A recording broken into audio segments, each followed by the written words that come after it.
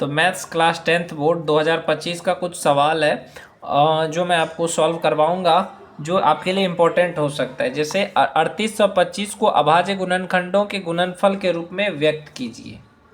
तो कैसे करेंगे इसको सॉल्व?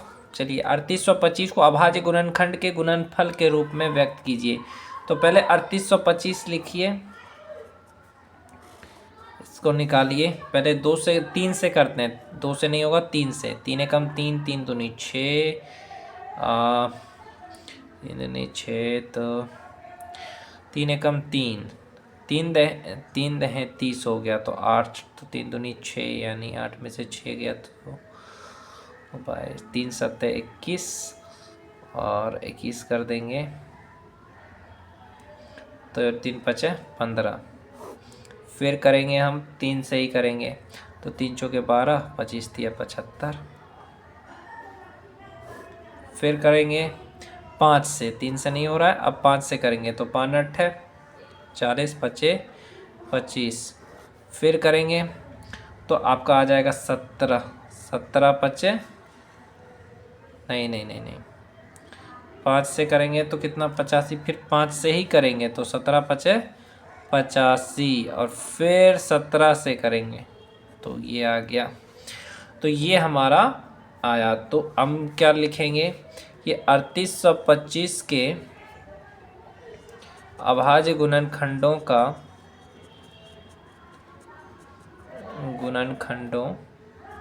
गुणनफल कितना हो जाएगा? का गुणनफल कितना होगा बच्चों?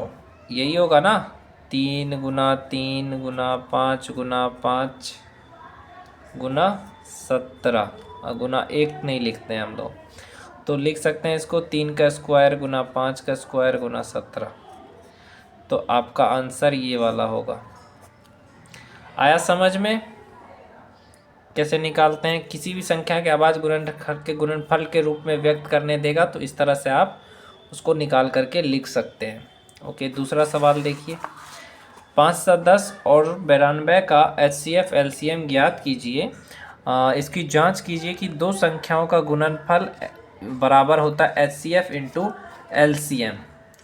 आपको दो संख्या दिया रहेगा, एक तो 510 दिया गया है, एक तो 92 दिया गया। दोनों को सॉल्व करके बताता हूँ मैं। वही तरीका जो पहले में अपनाया था, सेम तरीका वही है। तो 510 का पहले निकाल लो। तो 510 का निकालोगे तो क्या होगा? 2 से लगाओगे तो 2 दूनी 4, 2 पंचे 10, 2 पंचे 10।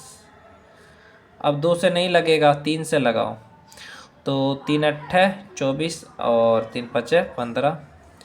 5 से लगाओ, तो 5 से लगाओगे तो 17 पचे 85, और 17 से लगाओगे तो 1। आया समझ में कैसे होगा? आई होप आप लोग को समझ में आ गया होगा। तो 510 का तो निकाल दिया, अब 92 का भी निकालोगे, तो 92 का निकालो। तो 92 का LCM कितना हुआ? CF LCM दोनों निकालें।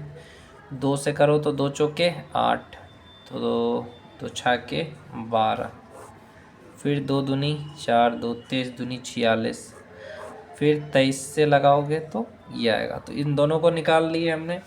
तो हम लिखेंगे 510 बराबर कितना? 2 गुना 3 गुना 5 गुना 17, और 92 में क्या लिखेंगे? 2 गुना 23 लिख सकते हैं, गुना 17। 92 में ये लिख दिए। अब क्या कह रहे हैं? 510 और 92 का HCF क्या होगा? अब इन दोनों का HCF निकालना है। तो HCF का मतलब होता है जो हाईएस्ट कॉमन फैक्टर है, जो दोनों में है। तो 2 है यहाँ पे भी, 2 है यहाँ पे भी, तो इसका HCF कितना हो गया मेरे भाई?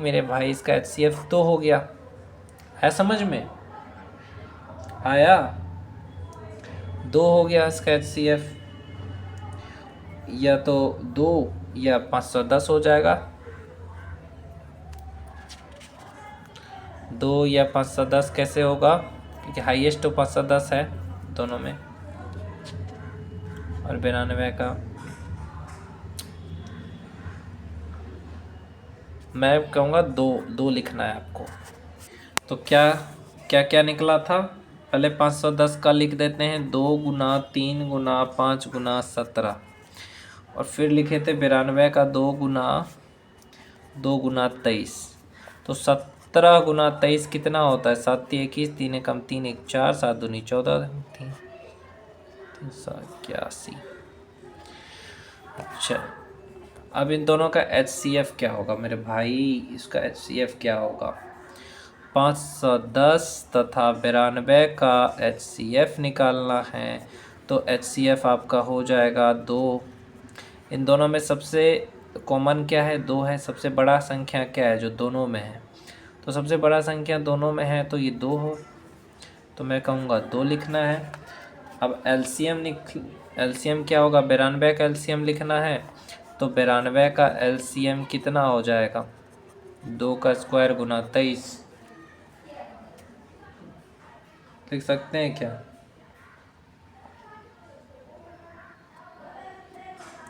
इन दोनों का एलसीएम लिखना है 92 और 510 का। ठीक है, एलसीएम का मतलब होता है दोनों में एलसीएम लिखना है। एचसीएफ निकाला तो दोनों में सबसे लीस्ट कॉमन फैक्टर जो दोनों में है तो वो तो 2 है, एलसीएम भी 2 है। देख लो, एलसीएम भी 2 ही आया। नहीं, एचसीएफ जो है वो 2 और 510 हो सकता है। एलसीएम का मतलब होता है कि सबको लिखना होता है, तो 2 का स्क्वायर लिख लो, 23 हो गया। फिर 23 लिख दो, 17 भी आएगा। 23 गुना 17 गुना 5 गुना 3, तो ये एलसीएम निकला। सब लिख दिया हमने।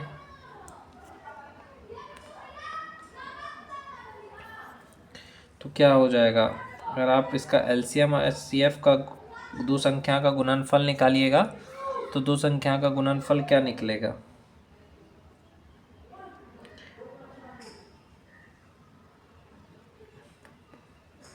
पाँच 510 गुना 92 कितना हो जाएगा? 46,920।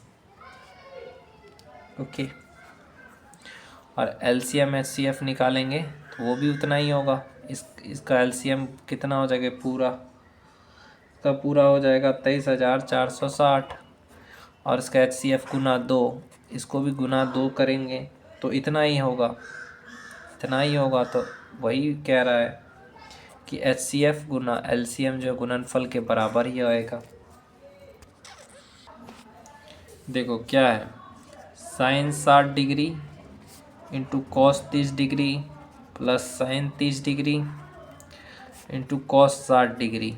सबका मान बिठा दो, तो सबका मान बिठाओगे आंसर आ जाएगा। साइन 60 कितना होता है? √3/2, √3/2। कॉस 60 कॉट 30 भी उतना ही होता है। साइन 60 √3/2 और कॉस 30 √3/2 प्लस साइन 30 1/2, कॉस 60 1/2 लिख दो। इसका मान याद होना चाहिए बस। तो हो गया तुम्हारा यहाँ √3 3 हो गया, और 2 दूनी 4 प्लस 1/4, 4 3 प्लस 1 यानी 4/4, यानी आंसर आ गया 1। आया समझ में? उसी तरीके से इसका निकालना है, तो इसका भी इसी तरह से निकालो। इसका क्या हो गया? 2 10 का स्क्वायर है, तो 10 45 होता है 1। कॉस 30 मैंने अभी अभी बताया था आपको, √3/2, √3/2 का स्क्वायर। साइन 60 कितना? √3/2 का स्क्वायर। तो यहाँ हो गया 2 प्लस 3/4 माइनस 3/4। अब इसका आंसर निकाल लो। तो इसका आंसर क्या हो जाएगा? 2 प्लस 3/4 और 3/4 कट गया, प्लस माइनस है तो 0 बराबर 2। इसका आंसर 2 होगा। एक और सवाल है, दो वृत्तों की त्रिज्या क्रमशः 8 सेंटीमीटर 6 सेंटीमीटर है, तो उस वृत्त की त्रिज्या ज्ञात कीजिए जिसका क्षेत्रफल इन तीनों वृत्तों के क्षेत्रफलों के योग के बराबर है। तो चलो सॉल्व करते हैं। दो वृत्त की त्रिज्या है वो ऐसे है, वृत्त का त्रिज्या ज्ञात, जिसका क्षेत्रफल इन दोनों वृत्त के क्षेत्रफल के योग के बराबर है। तो माना कि हम लोग कहते हैं कि माना कि आर ले लेते हैं। आर उस वृत्त की त्रिज्या है जिसका क्षेत्रफल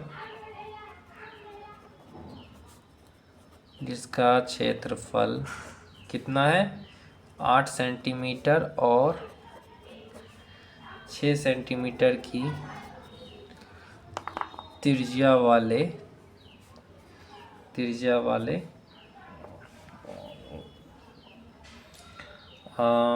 दो वृत्तों के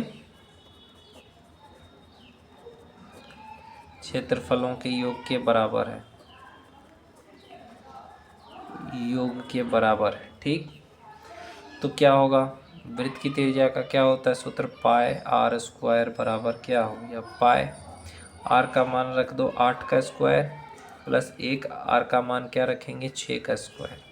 ठीक, मान बिठा दो तो आपका आर का स्क्वायर निकल जाएगा, 8 का स्क्वायर प्लस 6 का स्क्वायर, तो आर का स्क्वायर बराबर हो गया 64 प्लस 36।